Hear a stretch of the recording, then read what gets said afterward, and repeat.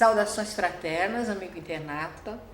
Estamos retomando a série Revelando o JHS e hoje nós vamos passar um assunto conforme os ensinamentos deixados pelo professor Henrique de Souza, que é a Atlântida.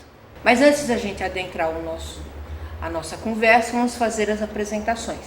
À minha esquerda, o Elvio Passarelli, Guarim Gonçalves e o Miguel Flores. E eu, Iramar Rodrigues. Então, para a gente já balizar o assunto conforme a visão eubiótica, o Elvio vai ler um trecho de Carta Revelação do professor Henrique, que fala sobre o assunto. Elvio, pode ir. Como é de praxe, então vamos a um texto inicial aqui do professor Henrique José de Souza, que foi escrito inicialmente numa Dharana de 1940, foi reeditado numa outra Dharana de 1969 e na década de 80 foi novamente reeditado.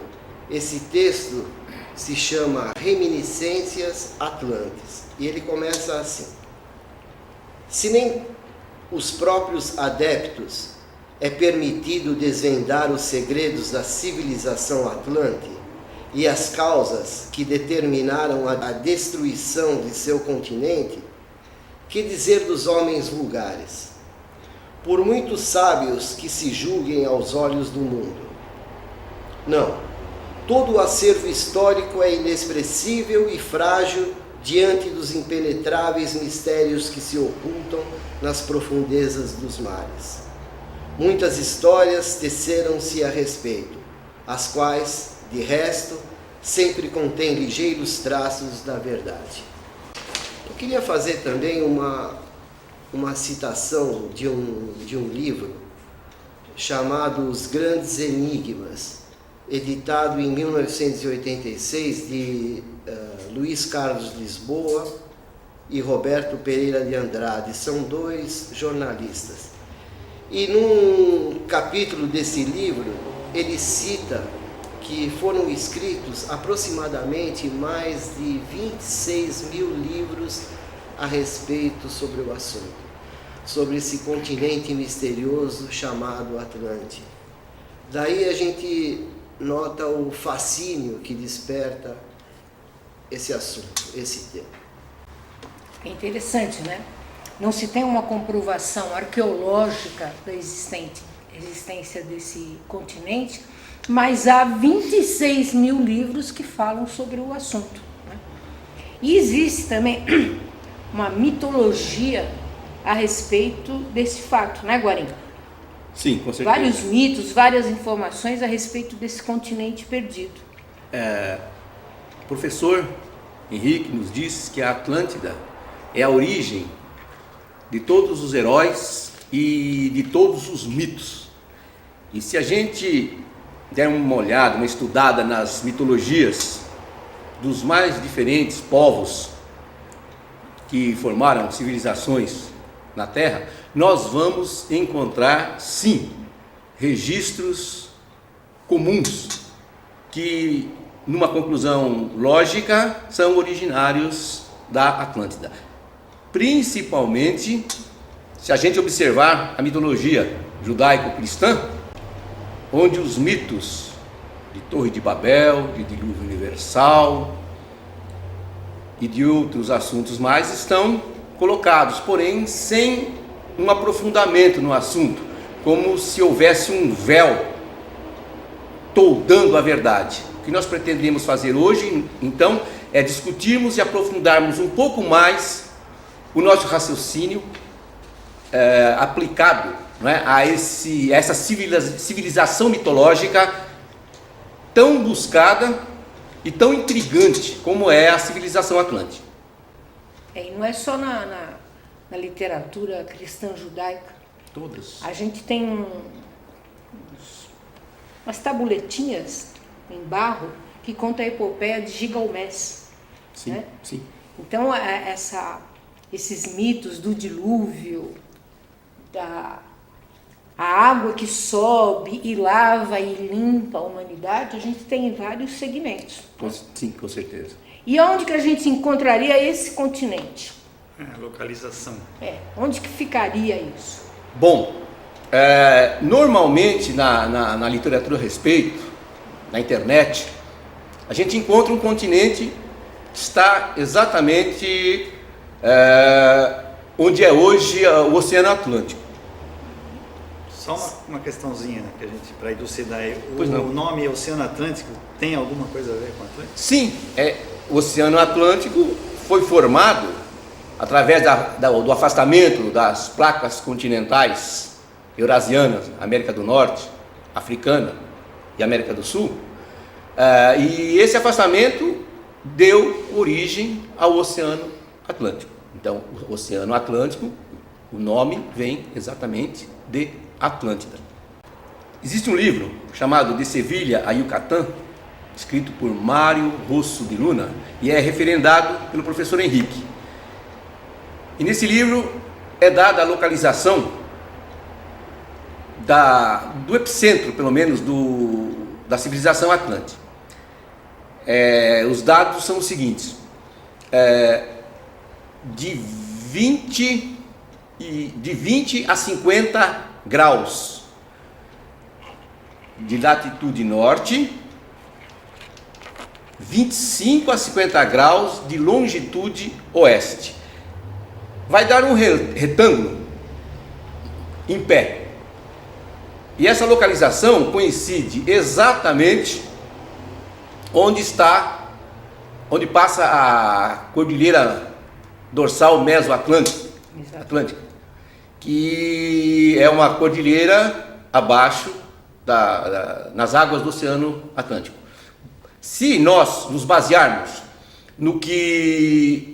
numa datação que foi feita por um colega nosso, do biólogo, o professor Ademar Ramos, e que a Atlântida teve o seu início em torno de 220 milhões de anos atrás, era Mesozoica, período Triássico, a Terra se apresentava com os continentes todos unidos na conhecida Pangeia. Desse modo, nós podemos dizer que a Atlântida, no seu início, estava localizada exatamente nessas coordenadas que eu disse, e que naquele tempo estavam em terras. O planeta tinha outra configuração, né? Você está falando de 230 milhões de anos, né? 220 milhões de anos. 220 milhões de anos é um pouco distante mesmo do nosso tempo. Bastante. Acontece o seguinte: o que a gente não observa nos livros que falam a respeito da Atlântida é que, segundo a teoria da deriva continental de Wegener, os continentes se afastaram. Final da Atlântida, o último trecho, que é a ilha de Poseidones, afundou por volta de 9.564 anos antes de Cristo, em torno de 11 mil anos atrás. Com o afastamento das placas continentais, surgiu o Oceano Atlântico. E dá para a gente deduzir que, então, a Atlântida ela foi dividida, sendo que uma parte fica na placa eurasiana, Europa, Ásia, e a outra placa fica com as Américas. Não, daí a gente consegue falar até dos habitantes, porque aí você está sugerindo que uma parte, o mundo ficou dividido, né? Uma parte ficou nas Américas, outra parte na parte europeia, né? E da Ásia, né? E aí a gente consegue entrar nos habitantes, né? E perceber quem faz parte, né? E hoje os reminiscentes, né? Os reminiscentes atlânticos. Pois não. Inclusive essa ilha de Poseidon, as referências de Platão no livro Timeu e Crítias, ele fala a respeito de Poseidon. Sim. Essas informações históricas que chegaram aos gregos, ele se refere a Poseidon, ou seja, eles ainda nem tinham ideia da amplitude que era aquele continente. Com certeza.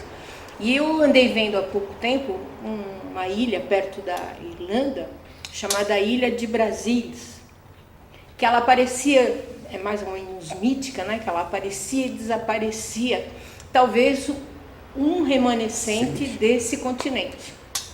relacionado com o mito de Avalon também, não é? Exatamente. É, E aí, sobre os habitantes, quem morava nesse lugar maravilhoso? segundo nós aprendemos, não é? A Atlântida, ou Reino de Edom, o Jardim do Éden das tradições judaico-cristãs, ele era constituído de 7 cantões, ou 7 cidades, que também nos faz relacionar com as antigas cidades, estados das civilizações mais antigas. E em cada cantão desses habitava uma chamada sub-raça com características próprias. As 3 primeiras sub-raças que habitavam, consequentemente, as 3 primeiras cidades, tinham a pele na tonalidade vermelha. As demais tinham a tonalidade da pele de cor amarela. Cada uma tinha um estado de consciência e cada uma tinha também uma constituição física característica, sendo que a primeira e a segunda cidade, Atlante, os seres eram muito altos, eram posteriores à Lemúria, não é? No estudo da Lemúria, a gente vê que a Lemúria começa com seres etéreos em torno de 18 metros, e depois, conforme vão se densificando, chegam a ter 8 metros. Então é interessante isso que você está falando, porque a gente também, normalmente, todo nosso, quando a gente vai usufruir do conhecimento, a gente faz estanque, né? Sim. Por partes, né? Normalmente a gente divide em partes, então parece que fica uma coisa estancada, né? Na realidade, a Lemúria, de certa maneira, por um período conviveu também com a Atlântida, né? A gente não pode separar assim em estanque, né? Sim, sim. Então, pelo que você está falando, os primeiros habitantes da Atlântida deviam ser remanescentes também lemurianos. E vice-versa, como vai acontecer agora com a gente, né? Na raça ariana temos os remanescentes atlantes aí. Isso é interessante. Só um parênteses para o amigo internauta. A palavra, quando nós usamos a palavra raça, ela não está relacionado a um biotipo físico, está relacionado a um estado de consciência, ou seja, a quantidade de conhecimento que o ser tem e que ele aplica no dia a dia, na prática. O biotipo faz parte da evolução natural do ser humano, né, que vai se adaptando àquele processo evolutivo. Para não ficar essa conotação de que raça, a gente, de racismo, de não ter nada a ver. Exatamente. Isso tem que ficar bem claro, meu amigo. Mas você tem toda a razão. Senão fica complicado. Pois é. Então, a primeira e a sub-raça atlântica são seres bem altos. E como eles se desenvolveram mais do lado ocidental, América do Norte, encontram-se evidências em museus de história natural. Tem inclusive, que apresenta um maxilar, uma mandíbula descomunal, que comparada com a nossa é imensa. Porém, eles não se dão ao trabalho de fazerem estudos mais profundos ou entrando em mitologias, então simplesmente eles arquivam esses fósseis, não é? E, como não tem explicação, deixam de lado. Mas, retomando o assunto,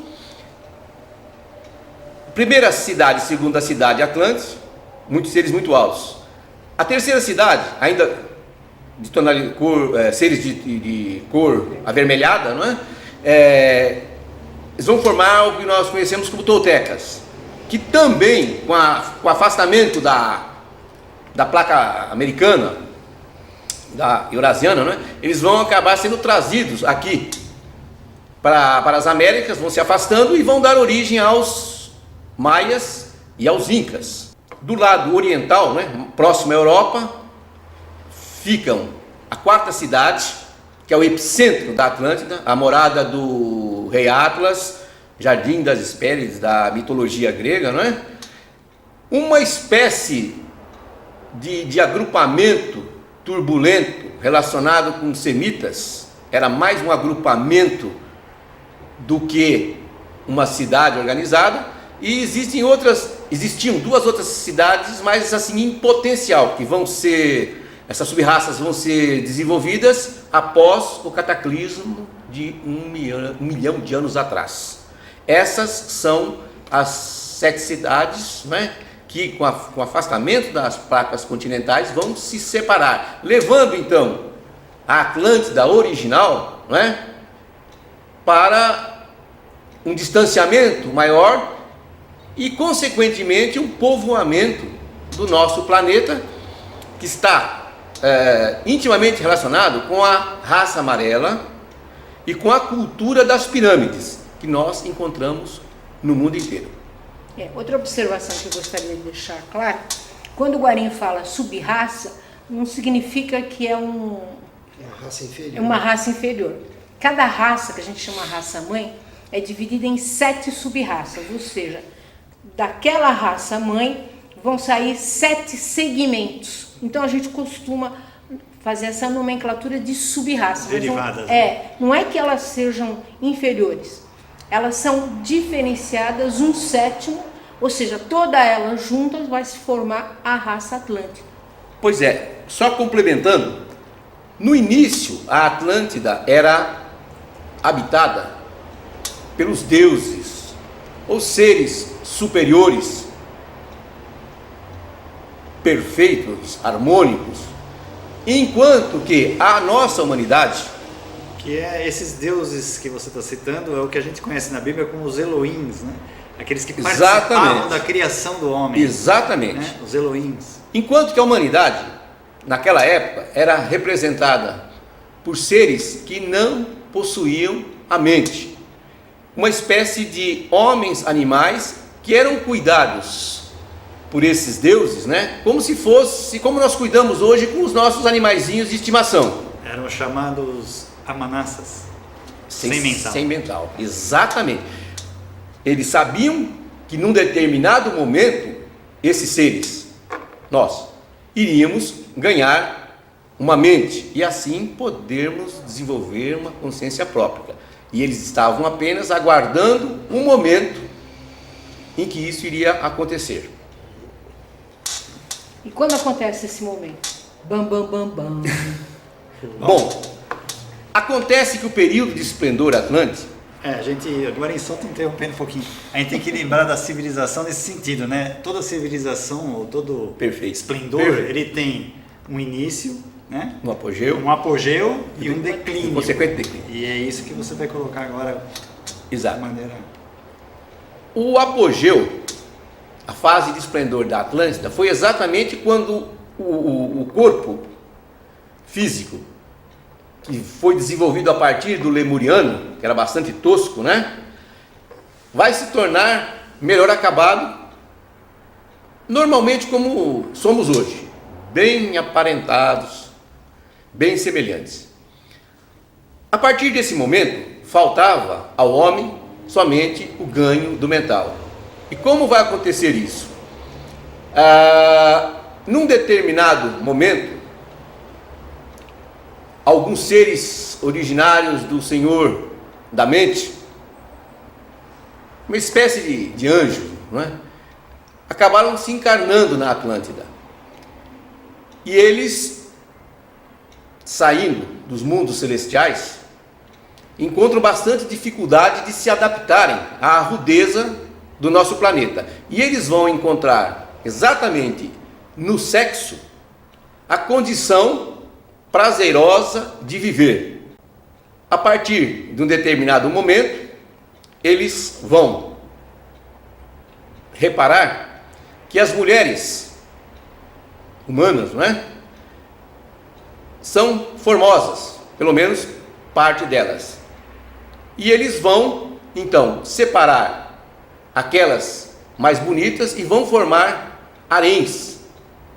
E com elas vão entrar em comércio, como se diz na Bíblia, né? Os filhos dos deuses entraram em comércio com as filhas dos homens. O produto dessa relação, que é chamado de incesto hierárquico, é um híbrido com uma tremenda capacidade mental vinda dos pais angelicais e uma grande ferocidade vinda das mães, que eram mulheres animais. Esses seres vão continuar se misturando com os demais, vamos chamar assim, humanos, né? E a inteligência acaba sendo passada por cruzamento sexual. O que vai ocorrer é que esses seres vão ser profundamente emocionais, usando a inteligência recebida para justificar as suas necessidades emocionais. E essa é a grande luta da humanidade, de transformar o predomínio do emocional, né, para um predomínio mental. Objetivando no futuro o equilíbrio dos dois. Exatamente. É como se viesse o mental do pai e a emoção da mãe.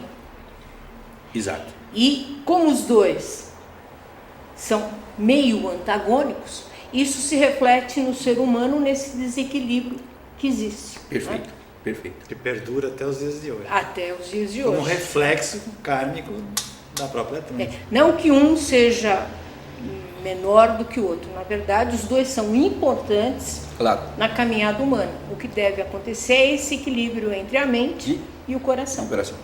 Então, nas tradições judaico-cristãs e islâmicas também, a mulher ganha um papel secundário, sendo alegado de que o pecado, entre aspas, né, o sexo, veio através delas. E nós vemos isso de uma forma assim muito exaltada nesses movimentos islâmicos modernos, né, que expõem uma selvageria brutal. Culpa a mulher, né? Pois é, e onde eles colocam a mulher assim num pedestal, na burca, num pedestal assim inferior, não é? Bom, mas isso não foi só o Islã, não. Os judeus também tinham E o católico também. Exato. Até bem pouco tempo atrás, a mulher tinha um certo desequilíbrio, né, em relação ao lado masculino, a parte feminina em relação ao masculino. Existe essa Existe culpa essa de culpabilidade. que a mulher trouxe a emoção. o pecado, né? Que é cobra, né, no mistério da Bíblia. Da né, Bíblia, tentação exato. da cobra, ela tentou Eva, e Eva Senhor, que foi lá e convenceu Adão. Então isso é uma tradição. E vocês podem um pouco masculina demais, né? E vocês podem ver isso aqui na mesa, né? Eu, como mulher, sou minoria aqui. Mas é a que mais fala, né? Bom, Não é quem mais fala, a mulher é que fala mais mesmo na vida. bom, então foi o que eu disse, que a tradição, né, das religiões do Oriente Médio, né, elas colocam a mulher como a grande culpada, né, do pecado Original, né? do pecado original, que é relacionado a sexo, né, ter se instalado dentre nós humanos. Acontece que após esse acontecimento, que é relacionado com o elo perdido, tão buscado pelos nossos cientistas, né, esse fato vai ter um desdobramento, porque esses anjos, né, entre aspas, né, hierarquias celestes, hierarquias celestiais, deuses, né, esses novos habitantes da Atlântida, eles vão buscar tomar o poder e destruir tudo aquilo que havia da perfeição original, e entram em práticas bastante danosas que nós não vamos abordar aqui agora, mas elas são terríveis, né? Magia negra e magia necromântica, a ponto do continente Atlântico ser dividido em duas partes. Uma grande maioria, inclusive os novos humanos, né? Os recém-humanos com mental, que são chamados nas tradições de rakshasas, giborins, né? Os gigantes da tradição, serem ou se tornarem aliados dessa nova classe dirigente. Os titãs também. Titãs também, da mitologia grega, exato. Todos são reminiscências atlânticas. Reminiscências atlânticas. Então eles vão buscar a impor uma nova forma de governo, mas uma forma completamente anárquica, pervertida. E enquanto que uma pequena parte apenas dos atlantes permaneceu fiel às leis, às tradições. Surge então uma guerra entre eles e os rebeldes atlantes, os profanadores da lei são vencedores. Então foi necessário que a Atlântida fosse destruída, porque o mal estava se espalhando por toda a face da terra. E aí vêm as providências do Criador, no sentido de provocar o grande cataclismo que é narrado nas tradições, não é? E o continente Atlântico vai sofrer uma série, parece que são 4 abalos, não é? Onde na última parte dele, né, que é representada pela ilha de Poseidones, esse abalo vai se dar em torno de 11 mil anos atrás, e a Atlântida desaparece da face da terra na sua forma mais original. Porém, as colônias atlantes, o mundo havia sido povoado naquela frase célebre, né? Crescei-vos e multiplicai-vos, né? As colônias atlantes vão permanecer, e a gente vai encontrar evidências muito claras, não é? da história atlântica, se a gente for observar os murais da Suméria. Por exemplo, sabemos que os fenícios ou vermelhos foram colônias atlânticas. Os povos do mar, que habitavam também a Ásia, são reminiscências atlânticas. Incas, maias, os próprios astecas são remanescentes, os mongóis, da cultura atlântica. Os chineses. Foi bem abordado, muito bem abordado. Os semitas atlantes se instalaram no Oriente Médio. Relembrando, os semitas eram uma sub-raça da raça ariana, da raça atlântica, provenientes da quinta cidade. E sempre o semita ficou ali no Oriente Médio. E foi de lá que saiu a migração do chamado Noé, que na verdade o termo lido anagramaticamente é Eon, ou a manifestação. Está ligado aos de Deus, né? Aos Elohims também. Sim. Para fazer a referência. É muito provavelmente no Oriente Médio que eles vão se dirigir para o centro da Ásia, meseta do Pamir, onde vão formar a nova raça, que é a raça ariana, a raça branca, a nossa raça. Observando, então, as consequências, né, da civilização atlântica, nós vamos encontrar os povos de cor amarela e vermelha, peles vermelhas americanos, por exemplo. Nós vamos encontrar a cultura das pirâmides, que existem no mundo inteiro e que a gente sabe que não foram e nunca foram túmulos, mas sim... O professor Henrique, ele cita que o Egito é o primogênito da Atlântida. Né? Sim, não tem dúvida. Só complementando... a remanescência atlântica, dentro da raça ariana, isso. Ele é um legado primogênito da Atlântida. Sim. Então, as pirâmides, elas foram templos. Aqui na América é bem caracterizado isso com alguns filmes, embora a visão seja bastante distorcida, né? Sacrifícios humanos, outras coisas assim, mas pirâmides são templos. Existem no mundo inteiro, vestígio da civilização atlântica. Também a tradição dos discos voadores ou vimanas, que eram veículos para que os reis atlantes se locomovessem. Depois que eles perderam aquela condição divina, houve um processo de involução ou de obscurecimento de consciência, não é? E esses vimanas são narrados de forma muito clara na tradição hindu, não é? Eram feitos de um metal chamado ouricalque, que absorvia os raios solares e levitavam, e que foram inicialmente movidos por uma energia feminina e depois pela energia vital, e que acabaram depois desaparecendo da face da terra, não é? Também são reminiscências atlantes. E essas lutas atlantes, desses dois grupos, a gente também tem mencionado em outras fontes, né, Miguel? O Ramayana, né, que vem do Mahabharata, as lutas, né, eu queria deixar claro assim, para quem nos assiste, sobre um aspecto fundamental nesse processo de entendimento, né, da Atlântida ou de qualquer evolução humana. Né? Se a gente comenta que o supremo arquiteto do universo caminha de globo em globo, não é isso? Caminha de globo em globo, a gente pode falar que o Jiva, ou o homem, caminha de continente em continente, né? Até encontrar o seu potencial máximo evolutivo, né? A gente pode pensar assim. Mas eu gostaria de deixar bem claro que aí começou a se fazer presente, então, aquele aspecto polar, né? Que rege tudo, né? A polaridade que tanto o professor Henrique queria que os seus discípulos entendessem, né? Essa lei da polaridade entre o bem e o mal, noite e trevas, coração, né? E mente, tudo que é polar, né? Que é o que o nosso processo mental consegue discernir, né? Nesse aspecto. Então a gente tem que lembrar que aí, dentro desse processo da Atlântida, nós vamos ter os solares, né?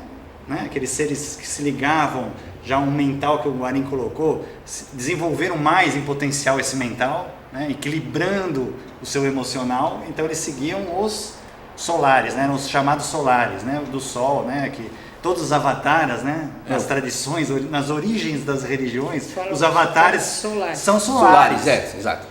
Mito do avatar solar. E tem o outro lado, que é esse lado rebelde que o Guarim também colocou, que são os lunares, aqueles que estavam ligados ao processo da queda lemuriana, emocionais, que estava ligado com a lua, né, o processo lunar inacabado, né, na evolução, e que repercutiu num empobrecimento, né? Na realidade é assim, o domínio, o que predominava nesses seres era o emocional, né? Então, ao unir-se mente e emoção, houve um desequilíbrio, usando-se a mente em vez de ir para um processo superior. E isso é bom para quem está nos assistindo refletir hoje, porque isso aí aconteceu lá, mas hoje está presente. Está presente e ainda continua a acontecer. E se a gente não modificar esse estado de consciência, o karma ele se faz presente. Então, eram duas coisas que eu queria colocar: solares e lunares, a polaridade. Mas eu também gostaria de que os irmãos entendessem dos egrégoras, porque egrégora é aquele processo mental, né? O mental, as forças mentais, as forças de pensamento emitidos por todos os seres vão formar os egrégoras. Ora eles são egrégoras positivos, ora eles são egrégoras negativos. Não é isso? É como se fosse uma nuvem branca e uma nuvem cinza, aquela que traz a tormenta. Pensamentos negativos, pensamentos positivos, né? Que vinculados ao emocional podem dar revertérios. Se eles se uniam, aquele elemental, né, aquele egrégora positivo, arrastar consigo as emoções superiores, aquelas emoções sublimadas, você tem um Deus praticamente na face da Terra. Se esse aspecto negativo, né, se unir a esse mental e trazer ele para uma forma de suprir suas necessidades, o emocional utiliza o mental para suprir as suas necessidades emocionais.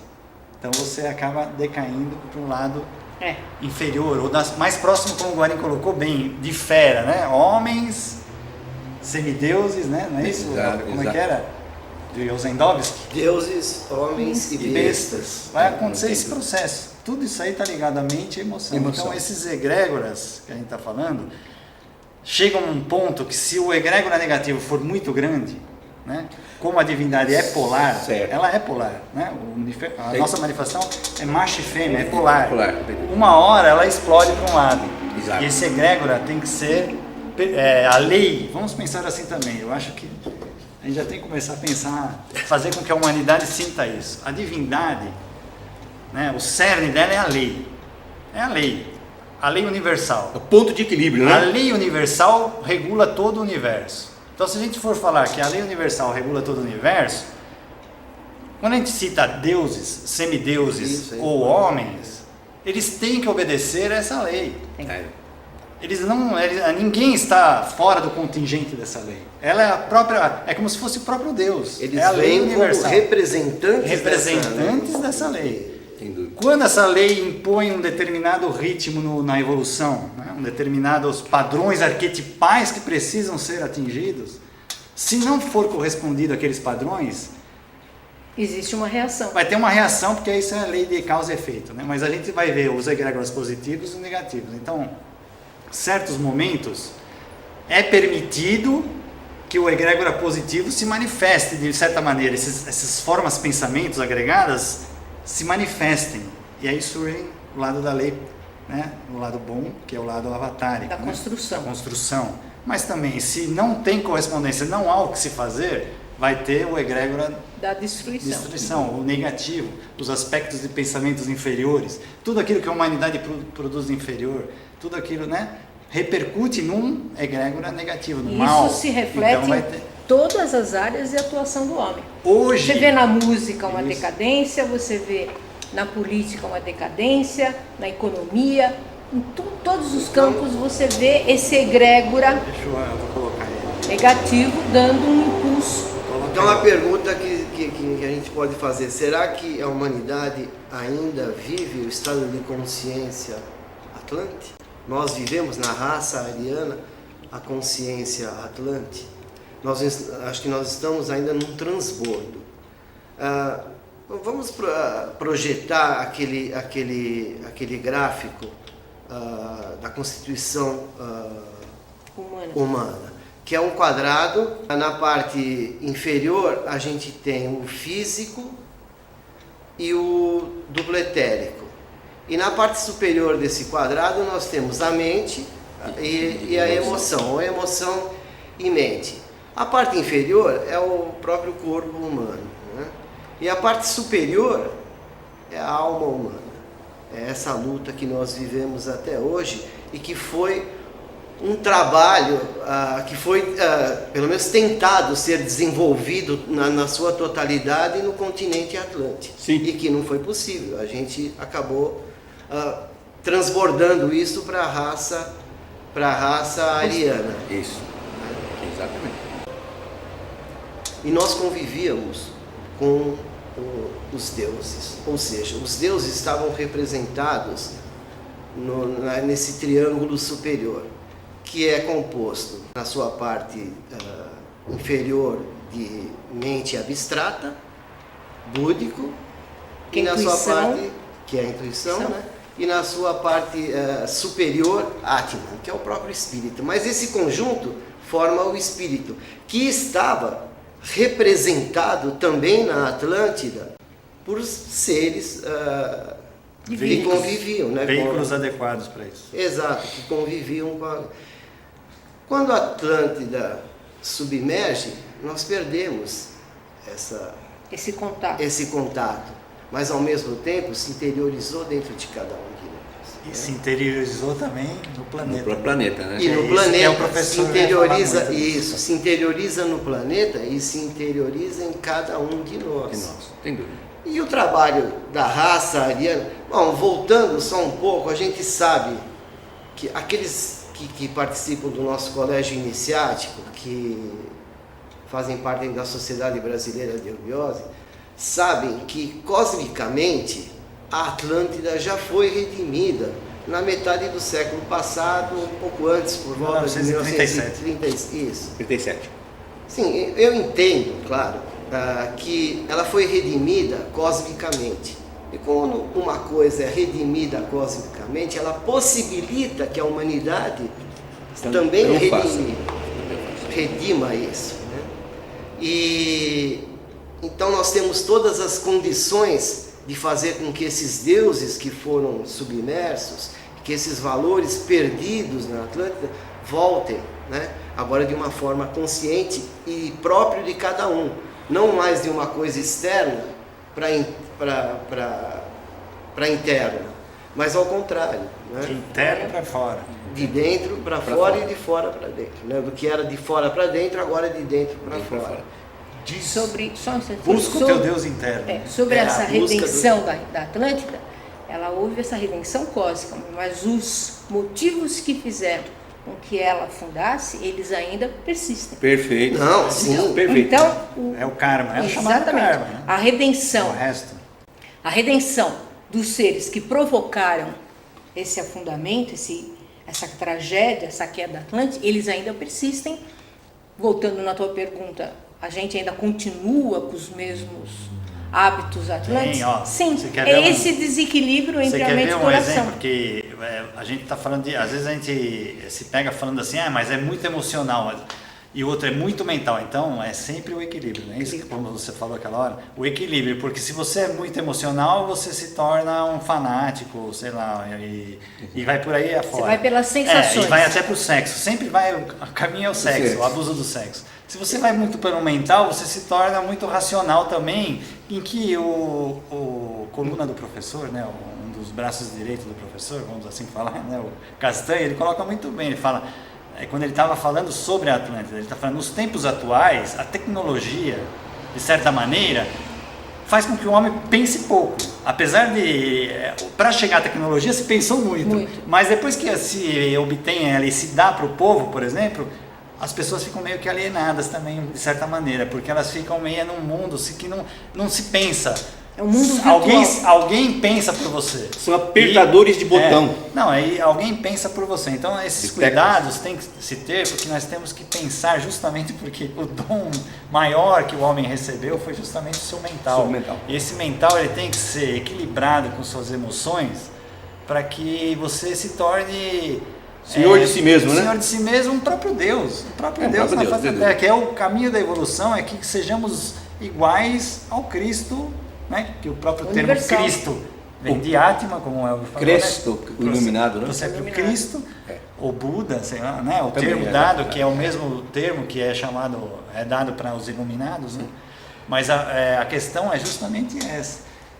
Hoje, que nem a gente está falando, o interessante desse tema é por causa disso, que hoje a gente está falando de um passado distante, mas que se faz presente. Se faz presente, não tem dúvida. Se faz presente por causa do karma, né? Que persiste, né? E muitas pessoas até questionam e falam, mas se a Atlântida, com essas questões envolvidas aqui que a gente falou, foi levada à destruição, porque hoje, com tanto egrégora negativo também que está presente aí, que a gente percebe, ainda não se chegou à destruição? É uma pergunta que muitas pessoas se fazem, né? Mas a gente tem que ver também que estamos ainda no processo de desenvolvimento da raça ariana, ainda não chegamos ao término, e até lá muita coisa pode ser feita.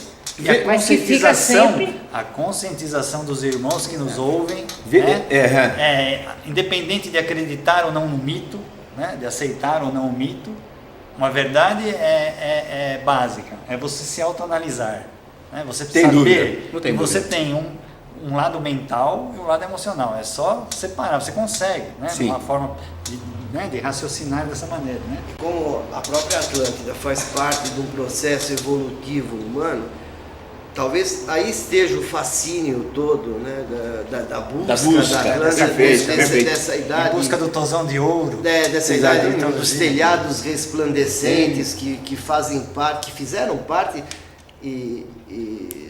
do Planalto Central do nosso país, e que hoje a gente sabe também tem um trabalho a ser desenvolvido. O Eldorado.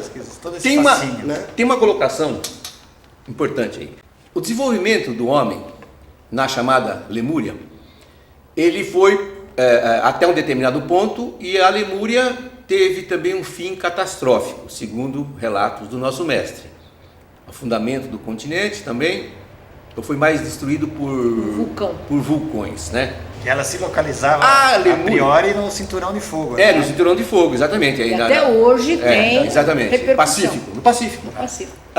Então, que de Pacífico não tem nada. Então, a civilização lemuriana, então ela se insere na civilização atlântica, de forma que no período final da Atlântida, na fase já bastante negra, vamos chamar assim, os atlantes, naquela busca emocional que o Miguel citou, eles foram buscar adoração nos deuses lemurianos, ou seja, nos seres elementais. Uma inversão total de valor. Em vez de se focarem no lado mental, para cima, eles focaram no emocional, no lado inferior. A Atlântida teve que ser encerrada através do cataclismo de 1 milhão de anos atrás. De forma que a parte negativa, vamos chamar assim, da civilização lemuriana, que passou para a Atlântida, passou também para a raça ariana. E isso está tudo interiorizado dentro de cada ser. De forma que a luta continua entre os solares, ou o aspecto mental, não é? E os emocionais, o aspecto lunar. Porém, ao término da nossa civilização, da chamada raça branca, nós vamos, ou já estamos, no chamado 8º ramo racial, que é um assunto bastante interessante para ser abordado também. E esse 8º ramo racial é uma espécie de período de depuração, de passagem para uma raça futura. É a época que a Bíblia cita, inclusive, da separação do joio e do trigo. Aqueles que vão adquirir, ou já adquiriram, as condições básicas, não é? Para trilhar o caminho ditado pela lei, e aqueles que não têm capacidade para isso. Mas o mais importante é o que o nosso mestre nos diz, que com esse 8º ramo racial, os chamados miasmas, ou essa parte negativa que proveio da Lemúria, da Atlântida, não deverão passar para a próxima raça, a chamada 6ª raça, ou raça dourada, cujo o epicentro, né, será aqui no nosso país, no Brasil, né, uma ligação entre a raça Inca e a Tupi, mais os teutônicos, né, ligados ao Coronel Fausto e ao filho dele, inclusive. A raça dourada, inclusive, que está sofrendo as dores do parto. Sofrendo as dores do parto, porque ela deve ser parida, né, no roncador. Então, gente, está havendo, né, uma clara separação do joio e do trigo. Os valores estão extremamente exaltados. O mal,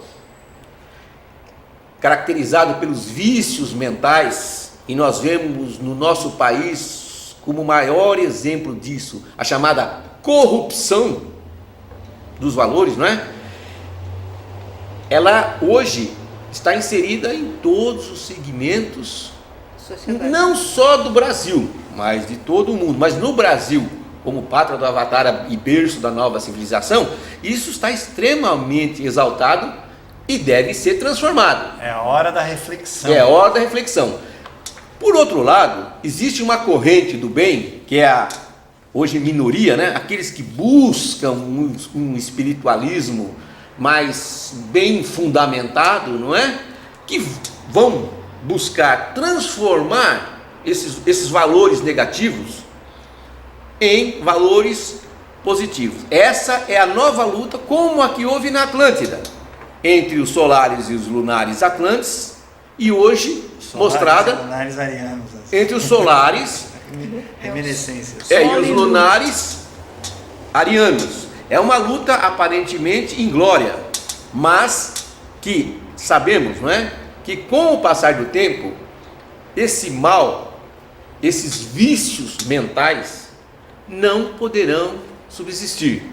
De uma forma ou de outra, eles devem cair, de forma que a humanidade possa dar o próximo passo, que é o ingresso na 6ª raça ou na raça dourada.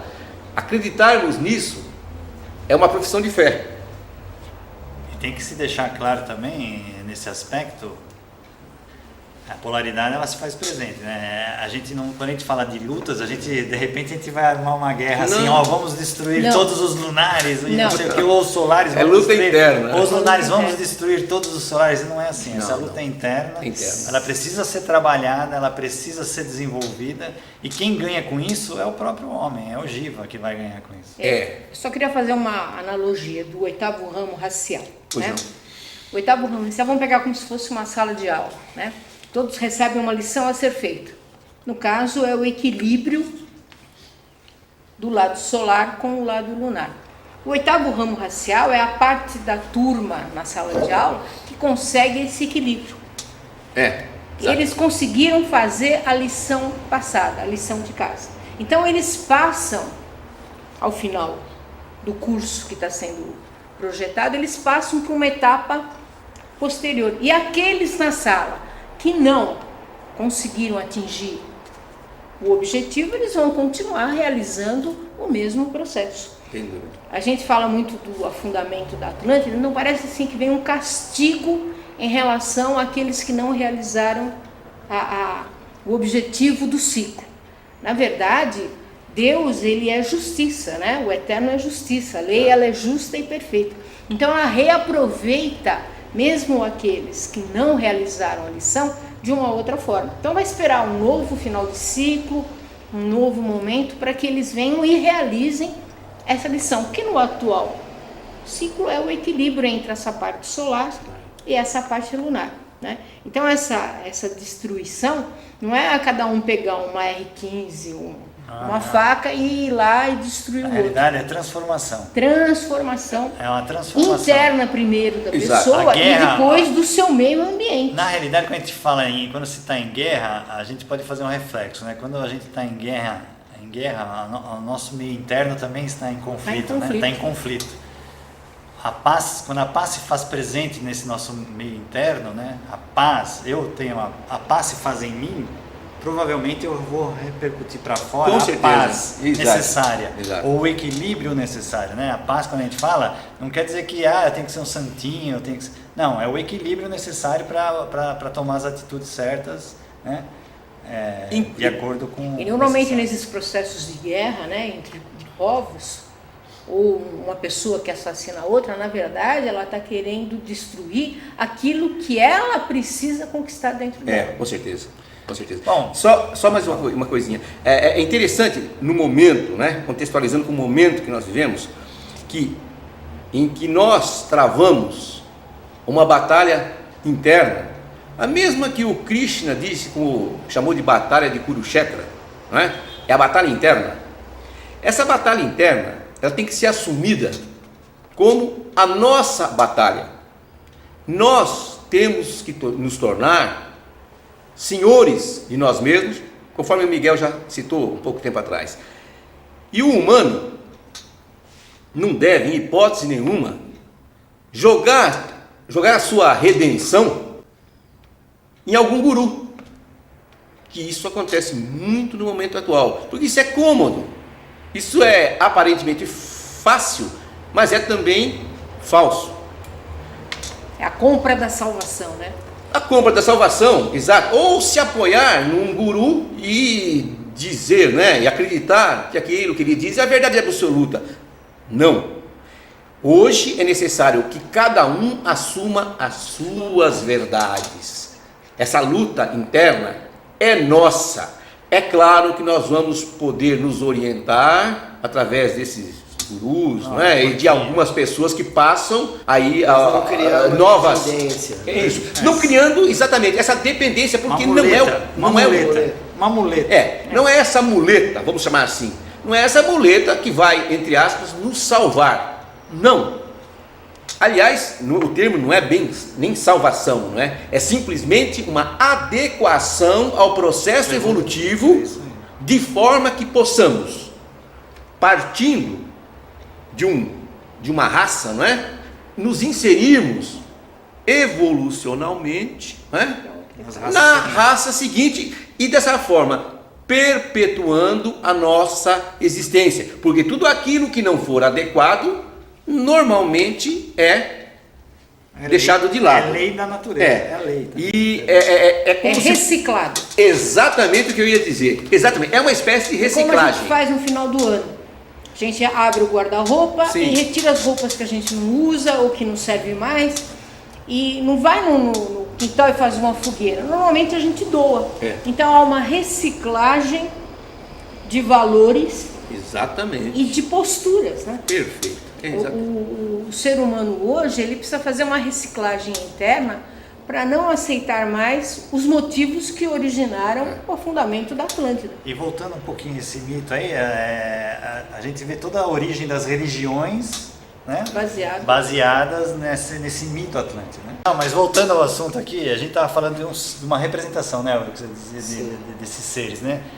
Então, quem seriam esses seres representativos na Atlântida? Só para a gente, em termos de nomes, assim, que a gente poderia citar, só para a gente elucidar um pouco o fato. Porque depois eu vou colocar um trechinho da carta do mestre que fala que eram os chamados gêmeos espirituais, esses Muízes e Muíscas, que era um par de gêmeos, né? E representavam essa parte espiritual Divindade, que estava oculta maior também, mas tinha como representante os gêmeos. E esses gêmeos, eles faziam parte como se fossem uma representação de quem? De Adam e Eve? O Adão e Eva? Exatamente. Sim. O Adam Cadmon? Exatamente, sempre uma polaridade. O que você disse é incrível. Exatamente isso.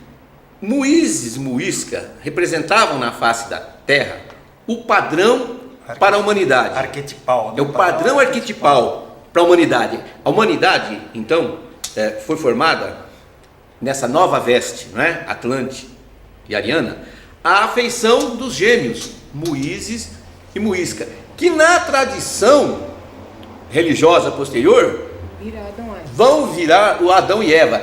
Aí falam, existiu só um Adão e só uma Eva?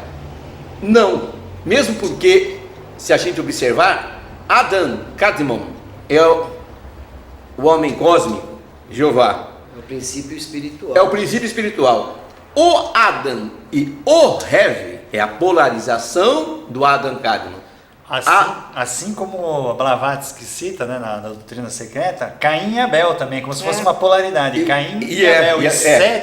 Sete é a primeira, segundo Blavatsky, Sete é a primeira manifestação realmente do ser humano, assim, na polaridade mais... Castor e povo. Vem toda a tradição. Toda a tradição. É isso que eu pois é, mas esse mistério do Adão e Eva, né, é exatamente isso. Ele provém da tradição, inclusive judaica, né, do Adam Kadmon, que é o homem cósmico, que é Jeová, representação celestial. O Adam Hev é a polarização, o Adam e o Hev, que popularizando, vamos dizer assim, se tornam Adão e a Eva do paraíso, do jardim do Éden e tudo mais. Moisés e Muisca representavam exatamente o Adão e o Hev. Mas essa tradição bíblica é bem interessante, porque quando você começa a analisar esse fato, você vai ver que o Adão inicial, ele estava sozinho, né?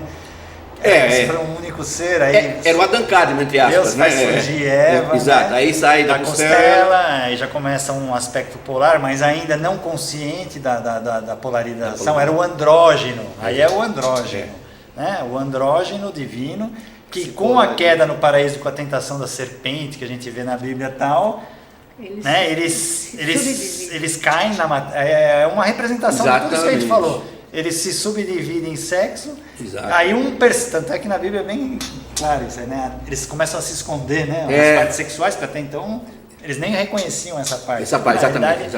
É uma alegoria, né? Uma espécie de fantasia assim, mas que vai a fundo do mistério. Né? É simbólico, mas tem tudo. Na Bíblia também ela é como Moisés que é o responsável pela escrita do Pentateuco, né, os 5 livros lá, né, Gênesis, Êxodo e tudo aquilo. Ele era um iniciado, né, como a gente sabe, no Egito. Ele conviveu no Egito, então o Egito é o primogênito, que o professor citou uma vez. Guardou os mistérios da Atlântida. Então, para a gente ver que a origem de todas as religiões, elas remontam, né, procede da Atlântida. Exato. Todos os mitos da mitologia grega, né, também todas as religiões são reminiscências atlânticas. Se a gente for pegar todos os mitos gregos, nossa, é de uma beleza também, riqueza, de riqueza de interpretações que remontam sempre a esse processo. A Guerra de Troia, né, que se fala muito, né, em filmes, né, também é muito reportado, tudo ligado à Atlântida, né, que Ramayama. Se levou para gregos e troianos, mas na realidade que também é solares e lunares, se a gente for ver esse encoberto aí. Com certeza. Aquilo que nós também o mistério dos seres que envolviam todo esse processo, que estão ligados a Moisés e Muisca. Fala aí, Alva. Também o que a gente tinha conversado também antes sobre esse lado emocional e mental, que todos esses manifestantes, né, da lei, eles traziam esse aspecto também. Quando eles iam fazer um trabalho, eles sempre colocavam a parte psíquica na frente. Blavatsky, por exemplo, quando foi nos Estados Unidos, ela fundou o Clube dos Milagres, que atraía o pessoal, né, para depois colocar a revelação. Assim foi com Jesus, assim foi com Buda. e com tantos outros, né? Então tem esse trabalho sempre polar, né? Do lado, a gente pode dizer, um lado tem que ter mais... sempre aquela fase dos fogos de artifício, que você É. chama a atenção E a do decadência. ser e depois você traz o conhecimento. Exatamente. E a decadência desses valores, né? Porque aí a gente está vendo a polaridade. A decadência desses valores fez surgir também, não só, a gente falar, vamos pegar um aspecto positivo das religiões, é o cerne dos avatares que conduziram os povos durante esse período, né, da raça ariana também, né? Que vem trazendo todas essas reminiscências. Mas o aspecto negativo que houve e teve ligação com a queda também é justamente exaltar esses valores de ritos antropofágicos, né? Ritos antropofágicos, sacrifícios de sangue, de animais como de gente, né? Primeiro com de gente, depois com certo intervenção desses seres solares aí, né? Os avatares aí, foi minimizando, aí passou para animais, que também não é o correto, uma hierarquia que se acha que deve estar em posição de nível hierárquico superior, como é o reino minal, né? Em relação ao animal, tem que respeitar, tem que ter um certo, né? Como se fosse tutor também desses reinos abaixo, né? Mas levando a isso também a chamada tradição da tauromaquia, né? Tauromaquia, que é a tradição que ficou reminiscência lá na Península Ibérica. Sim, touradas, inclusive. A tourada, que é uma reminiscência atlântica. Tradição, né? do Minotauro, né? A tradição do Minotauro, as touradas que tem uma arena redonda que simboliza o zodíaco. E aí tem o touro, que representa a parte animal, essa parte lunar, que vai ser sacrificada, né? Essa parte mais de emoção, né? E o touro é sacrificado, Isso, né? é sacrificado. Mas de uma certa maneira, aí ficou a decadência do rito, né? Que eu avalio assim. O toureiro seria o homem vencedor. Vencendo, né? O mental, vencendo o animal. A representação mental, Exatamente. vencendo o animal. Exato. Que ele usa a capa vermelha, que é tamásica na matéria, a ilusão, matéria, né? A ilusão. Matéria. Ele usa ela para insuflar a ira animal. A ira animal fica voraz com aquela cor. Morre pela ira. E aí ele vem, né? Mas na realidade, ali acaba com a morte animal, mas na realidade a morte não é a morte. Eu acharia melhor a colocação de a transformação. Você transformar aquele animal que existia dentro do homem, né? E ele se sublimar e se tornar um ser mais divinizado. O próprio Minotauro, não é? É a inversão desses valores. Dos valores, como né? O centauro, né? Que ao contrário do centauro ou mentauro, que era o aspecto humano sobre o animal, o Minotauro era a inversão, era a besta, né? A queda nos vícios e que nos tá prazeres. Ligado justamente a essas reminiscências atlantes. É isso que eu tô vendo. Todas essas origens são reminiscências. E aí, essa alma aí, o que você tem a colocar aí? Esse trabalho de alma. Sim. Não, na verdade acho que a gente já vai encerrar e aí eu vou até pedir a permissão de vocês. Eu queria citar e não recitar um trechinho de uma poesia de Fernando Pessoa. E quando a gente estava falando do Brasil, de tudo isso que está acontecendo com o povo brasileiro, não só com o povo brasileiro, mas com o mundo todo, ele fez... claro, citando Portugal, mas eu acho que serve muito para o Brasil. Então eu vou citar um trechinho só, que se chama Nevoeiro. Ele diz: nem rei, nem lei, nem paz, nem guerra define com perfil e ser este fulgor baço da terra que é Portugal a entristecer. Brilho sem luz e sem arder, como que o fogo fato encerra. Ninguém sabe que coisa quer, ninguém sabe que alma tem, nem o que é bem, nem o que é mal, ou nem o que é mal, nem o que é bem. Chega por aí, claro, né? Continua, mas a gente para por aí. Eu acho que define um pouco a situação, definia Portugal, né?